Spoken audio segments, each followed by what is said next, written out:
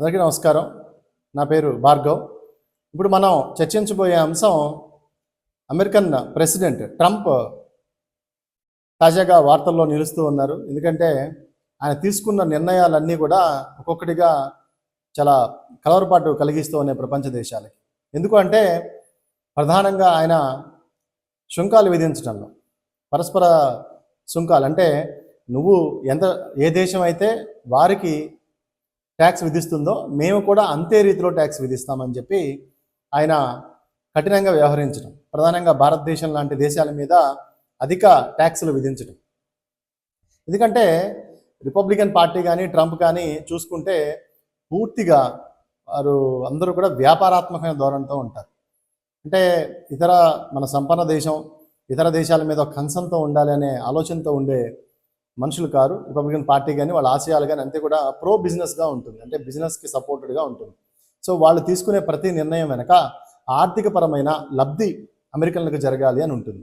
అందుకే ఈ రెసిప్రోకల్ టారిఫ్స్తో ఇప్పటికే ట్రంప్ వార్తల్లో నిలిచారు. తాజాగా ఆయన ఏం చేశారంటే ఒక గోల్డెన్ కార్డును కూడా ఇష్యూ చేశారు.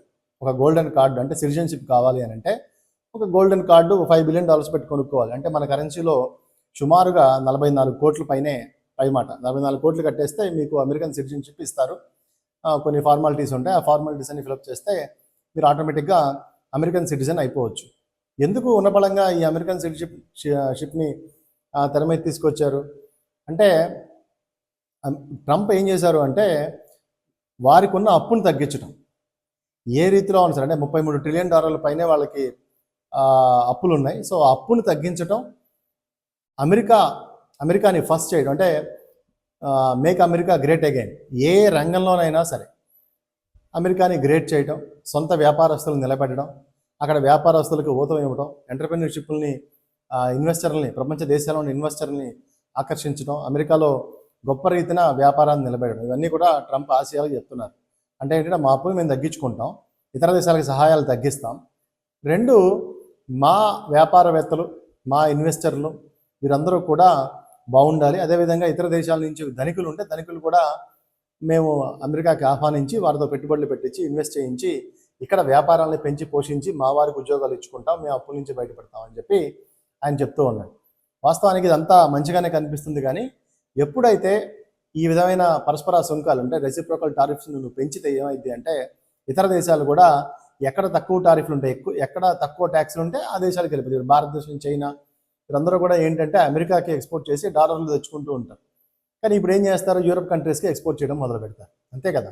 సో దానివల్ల ఏమవుతుంది, ఎక్స్పోర్ట్స్ తగ్గిపోతాయి. ఇప్పుడు 44% జనరిక్ మెడిసిన్ అంతా అమెరికాకి ఇండియా నుంచి ఎక్స్పోర్ట్ అయ్యింది. ఇప్పుడు ఆపేస్తే ఏమైంది, అమెరికాలో ఉండే ఫార్మాస్యూటికల్ కంపెనీస్ అన్ని మోనోపలి అయిపోతాయి. సో వాళ్ళు నిర్ణయించిన ధరగా ఉంటుంది, ఎందుకంటే కాంపిటీషన్ లేదు కాబట్టి కాంపిటీషన్ తగ్గిపోయింది. సో ఇతర దేశాల నుంచి చీప్గా వస్తున్న మెడిసిన్ నువ్వు ఆపేస్తే నీ దేశంలో ఉన్న ఫార్మాస్యూటికల్ కంపెనీలన్నీ అమెరికాలో మోనోపలీగా ధర నిర్ణయిస్తాయి, అంటే ధరలు పెంచుతాయి. కాబట్టి పరస్పర సుంకాల వల్ల నష్టపోయేది దీర్ఘకాలికంగా అమెరికా కూడా. తాత్కాలికంగా భారత్, చైనా నష్టపోతున్నట్టు కనిపించినా అమెరికా కూడా నష్టపోతుంది. ఎందుకంటే ఎప్పుడు ఎక్కువ కాంపిటీషన్ ఉంటే అక్కడ తక్కువ ప్రైస్ ఉంటుంది. నువ్వు ఇతర దేశాల నుంచి వస్తువులు దిగుమతి చేసుకోవడం ఆపేస్తే నీ దేశంలో ఉన్న వ్యాపారస్తులే ఒక ధరను నిర్ణయిస్తారు. అది ఎక్కువ ధరలు నిర్ణయిస్తే ఆ దేశానికి కూడా ఇబ్బంది. అప్పుడు నువ్వు ఎక్కువ ధరలు నిర్ణయించకూడదని ఒక చట్టం తీసుకొస్తే వాళ్ళందరూ నీకు ఎదురు తిరుగుతారు, అప్పుడు నువ్వు దిగిపోవాల్సి వస్తుంది.